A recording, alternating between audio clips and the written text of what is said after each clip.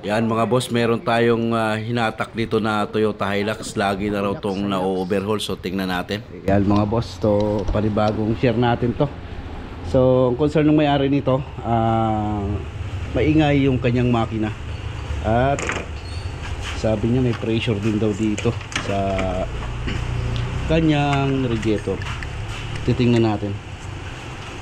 Ito palagay nga na tubig nito, radiator. Punuin nga muna natin. Punuin natin ng tubig bago natin i-start. So isi-share ko lang sa inyo kung ano naging problema nitong Toyota 2L natin na Hilux mga boss. Ayan, ito pa yung mga unang 2L, no? Kagad nating pinalagyan ng tubig kasi nakita namin yung radiator. Ito yung tuyo ng tubig, walang laman. So para malaman natin kung may bulwak or tagas ba ito. Pero sabi ng may-ari, may tagas daw to sa pagitan ng transmission at makina. So sisilipin natin doon sa likod. Ngayon pag sinalina natin. Lakas eh. So, lumulusot sa kabila. Wala sa ibabaw nang gagaling. Sa ano tong? Sa pagitan ng transmission. Water jacket, may problema nito. Ayan o. Sobrang lakas, hindi po sa ibabaw ang tagas mga boss. Andito sa block sa pagitan ng makina transmission. So may problema water jacket nito. So papakarinig ko lang sa inyo. Maaaring naapektuhan to, nag-overheat ito mga boss kasi sobrang lakas ng tagas dun sa likod. Ayan o. Habang binubuhusan namin dito, lumalabas naman dun. Start mo nga ito. Pagkatapos nga natin masilina ng tubig at nakita natin may tagas, paanda rin naman natin para marinig natin yung ingay ng kanyang makina. Start!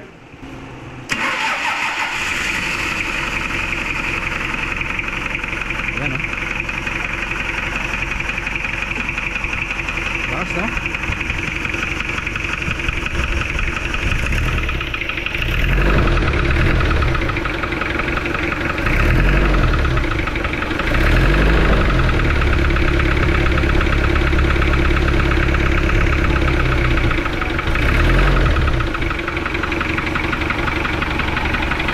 Yun, napansin nyo mga boss, sobrang lagatak ng andar ng kanyang makina. So dito sa pagkarinig ko ng andar ay pinababa ko agad yung cylinder head. At sabi ko ibaba na rin yung engine block para mapalitan ng water jacket kung kailangan. Kasi andun po sa pagitan kasi ng makina at saka transmission. So ibaba na lang natin yung engine block nito para mapalitan lahat ng water jacket. Gagawin natin ito, baba na lang yung makina, no? Baba makina pa rin. Ha? Baba mo na makina. Okay, patay na. Huwag yung paandar na. Doon na lang sa mahaba masyado ito. Tutulak. Malilin na. Tutulak. Paandarin mo yun eh. Sige, yun mga boss. So nakita nga natin may tagas yung water jacket. Ihaw na Tapos naman. sobrang ingay ng makina.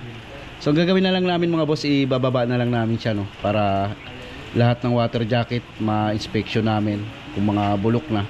So papalitan na natin lahat.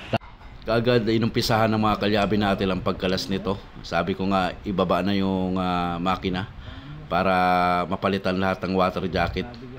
Yan, so mga bossing, abangan natin kung ano naging problema nito, bakit sobrang ingay ng kanyang makina. Lalaman natin yan pagbukas ng cylinder head niya. Yan mga boss, ibababa na yung makina natin ng 2L. Yun. So meron pa tayo mga bossing, Toyota Vios naman, dual BBTI. So papasok din natin dito sa labas. Yan, so isa rin yung ito trouble natin, no. So makina rin problema, ayaw na umandar.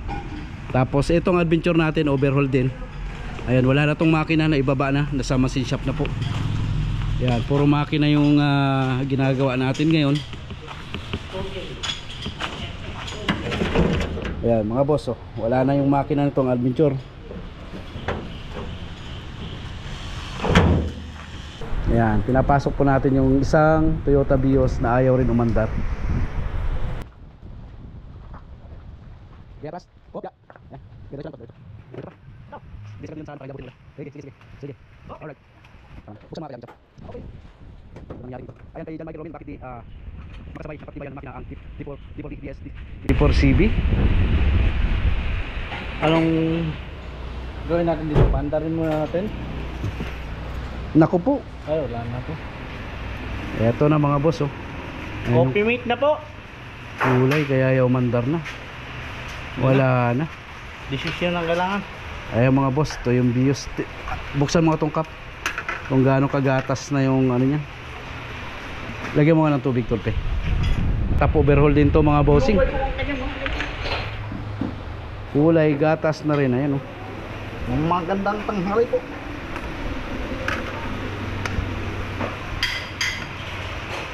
Tumirik na rin to sa overheat. Ayan, oh. Yan na, senyalis mga boss. So anong gagawin natin dito? Libakbak din yung makina. Top overhaul. Ngayong araw hindi lang Hilux ang ibababa natin yung makina, pati itong Toyota Vios na ayaw mandar. So naghalo na rin yung tubig at langis mga boss. Ano lang hindi naapektuhan ng connecting rod nito o piston, hindi bumaluktot yung connecting rod. Dahil pinasok na po yung ano ng tubig, yung 1 and 2 nga po na exhaust niya. So doon na po lumalabas yung tubig niya sa tambutso.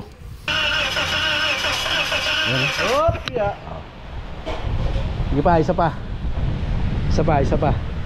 Ayan po, kita ang ebidensya.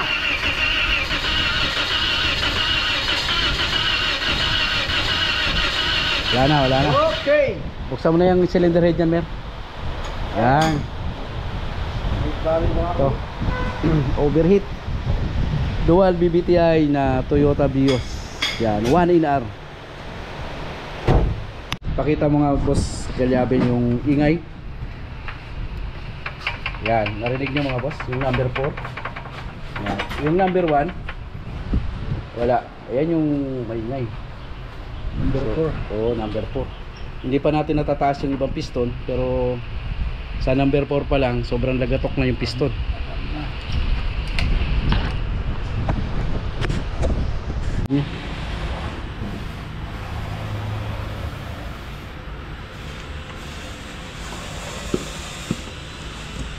Yun.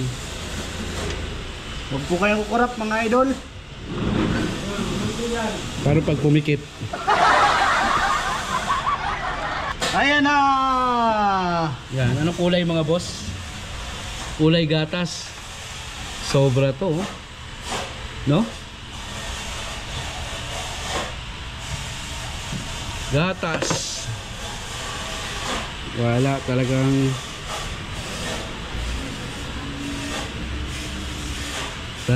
ano to? Naghalo po yung ano, Sana wag lang kinalawang yung sleeve nito mga boss. cookies and cream. Wag lang sana kinalawang. Kasi pagka kinalawang, tapos tayo. Ito yung sa likod na tumatagas, water jacket, butas. Yan. Yan na siya. Tapos dito sa side ng oil cooler, sobrang kalawang na. Madilim lang, no? So, flashlight pa natin. Kunin mo yung flashlight ko doon sa lamesa sa'yo. Tapos tingnan nyo yung kondisyon ng ano mga boss. Ayan yung oil cooler nyo. Butas. Puro ano na, ayan. Kalawang.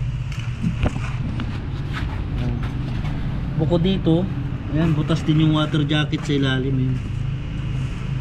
May dalawang water jacket yan. Yung butas din. Ayan. I-decide na lang kung overhaul. Tapos sa cylinder head naman natin, biak. May basag. Ito sa may combustion. Ayan mga boss, oh. Kita nyo ba? Lang. Yan, kung makikita nyo mga boss, ayan, biyak yan, oh. Yan, biyak. Putok. Yan, nakikita ba? Ito nakikita, no? Biyak siya. So kung bubuhayin yung makina, papalitan ng bagong cylinder head, tapos hahanapan ng water jacket, tapos ika-crack test din yung block.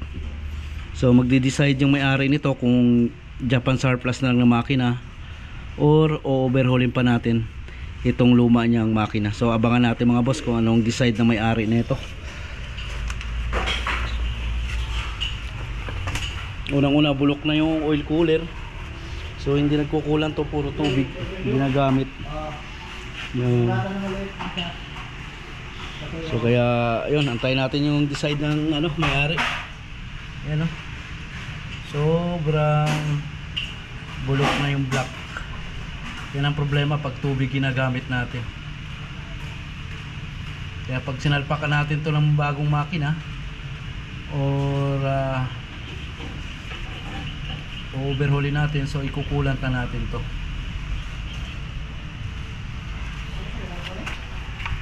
Tapos ayan yung piston, tingnan nyo mga boss, kumayas na.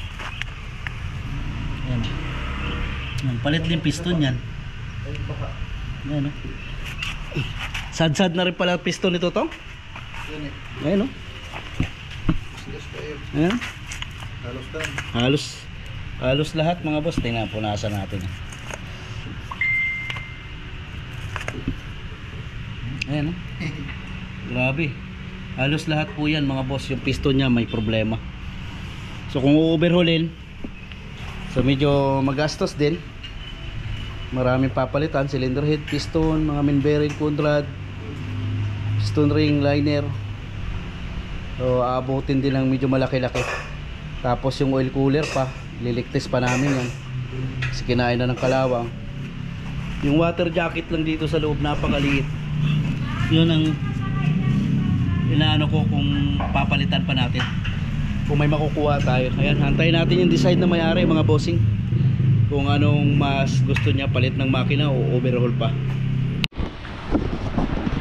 Yan mga boss, so itong 2L natin na Hilux ay nag-decide si boss na yung may-ari nito na papalitan lang namin ng buong makina.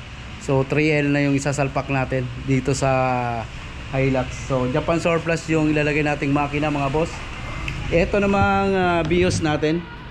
So mahalata mong 1 in 2 ang may tama, kasi tingnan nyo yung mga boss, yung tubig, ayan, ayan, flashlight natin, so makikita nyo dito na lumulusot yung tubig sa 1 in 2. Mapapansin nyo yung 3 in 4 ay tuyong tuyo, so dito siya may tama sa 1 in 2. Ito yung umangat talaga ng husto mga bossing, yung gasket. Sana lang wag bumaluktot yung connecting rod, mga boss, kasi pag pinapasok ng tubig or coolant, yung combustion chamber natin ay nababaluktot po yung connecting rod. So mamaya pagtanggal ng cylinder head, papakita ko sa inyo. Sa BIOS natin ay magre-replace tayo ng head, tapos check na rin natin yung engine block kung kailangan i-replace. So ayan, dito sa Hilux natin ay palit makina, buong makina mga bossing. So Toyota 3L na po ilalagay natin. Dati siyang 2L, kakabitan natin siya ng 3L ng mga boss. Talagang wala na. So nakailang overhaul na rin pala to. So kwento sa akin nung gumagamit nitong 2L na to ay medyo tantad na rin sa pagkaka-overhaul ng overhaul. So paulit-ulit na overhaul at bumibigay rin naman kaagad. Kaya nag-decide na rin siya na buong makina yung ikakabit namin dito sa Toyota Hilux niya, ayan. So ito na lang, aabangan natin kung bumaluktot ba talaga yung, kung may baluktot ba yung connecting rod nito. Ayan, tinatanggal nilang kalyabing chamber, yung timing chain cover tsaka timing chain, ayan na siya. So dalawa yung vlog natin, BIOS tsaka Hilux. So tingnan naman nyo yung oil sludge nya mga boss, sobrang itim na, sunog na rin yung makina niya, kapal niya ng oil sludge. Siyempre hindi natin ibabalik na ganyan ang oil sludge ng kanyang cylinder head. Si Kalyabing GR ang bahala dyan. Mura naggatas oh. Walang gatas. Walang gatas. Mura ka ng Milo ba? Ayun, no? Tabi nyo yung o-ring na yan, yung mga o-ring na yan. Huwag mo ibabad sa gasolina yung o-ring na yan. Alright, so abangan lang natin. Papupull out muna natin kay Kalyabing Chammer yung cylinder head. Tapos check natin yung connecting rod ko, walang baluktot.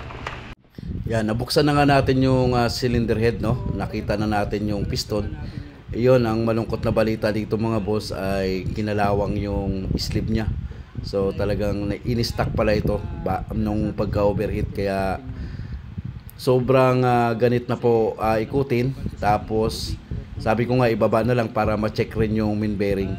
Kasi may sabit talaga siya mga boss. Kahit anong linis namin doon sa sleeve ay talagang maganit siya ikutin. Maaring may tama rin yung main bearing nito mga bossing, kaya pinababa ko na rin tong makina nito. Pero wala namang baluktot yung connecting rod, so inikot-ikot namin yung mga bossing, ay parehas naman yung lutang ng kanyang piston. Yun nga lang, sobrang ganit mga boss pagka inikot mo yung kanyang makina. Mga parts na kinalas natin, bukod sa halo ang tubig at langis, napakadami rin niyang oil sludge, no? Napakaitim mga bossing. Ayan, no? Sobrang itim din. Kaya medyo marami-rami tayong kuskusin dito sa ating Toyota Vios. Ayan. Ayan mga boss, paayos lang ako. Kalyabing yun ha. Yung mga parts natin para safe na walang mawala. Alright. Ayan mga boss, so ipapakita ko lang sa inyo yung Hilux na binaba natin yung makina na may problema yung engine block at saka cylinder head. Yun, so umandar na talaga siya mga bossing. Nagpalit tayo ng makina. Yung makina niya dati ay 2L, so pinalitan natin ng 3L. Yan na siya. Ayan na siya, umaandar na. Hindi ko lang napakita kanina mga boss. At ayan, umaandar na talaga siya. Ayan. Ayan yung pinalit natin ng makina, 3L. So sa mga 3L mga boss, pagka ang makina nyo dating 2L, so yung mga panggilid, yung mga sa support ay nililipat nyo po mga bossing. Yan ang ginawa namin dito. Pero sa transmission, sa wheel housing ay parehas sa parehas pa ang sukat nyan. Sa exhaust manifold, ayan. Tapos sa yung flywheel pala, pinalit rin namin yung luma kasi mas malaki yung flywheel ng 3L kaysa sa 2L. Ayan yung pinagpalitan natin mga bossing. Ayan, ayan yung engine block nya.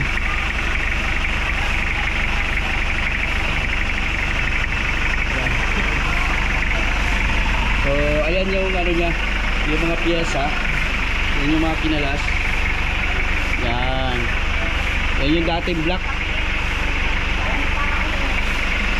Tapos ito yung cylinder head nya na may ano yan, may crack. Biyak kasi yung cylinder head niya mga boss.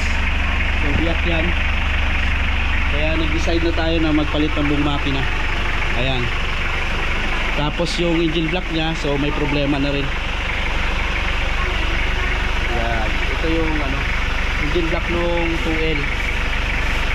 Kaya mga boss, ito na yung andar niya. Ayan. Sobrang ganda na ng andar. Ayan. Yung Toyota Hilux natin. Ayan mga boss. So mas malaki na yung makina niya, 3L na, hindi na siya 2L. So wala na kasi tayong makuha na surplus na mga 2L na medyo presko pa mga bossing, kaya 3L na yung pinabit natin.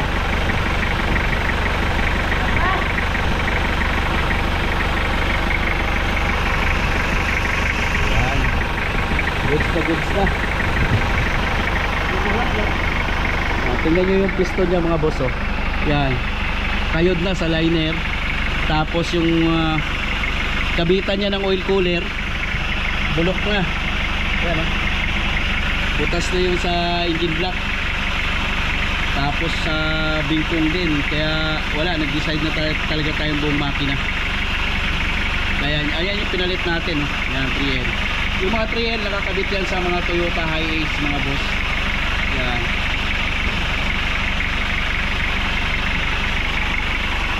Yan, sa mga nagtatanong bakit hindi na lang in-overhaul, mga boss, sobrang laki na po ang magagastos nito pag in-overhaul po natin. May biyak yung engine block at cylinder head. At nakailang ulit na rin tong in-overhaul yung kanyang 2L na dating makina.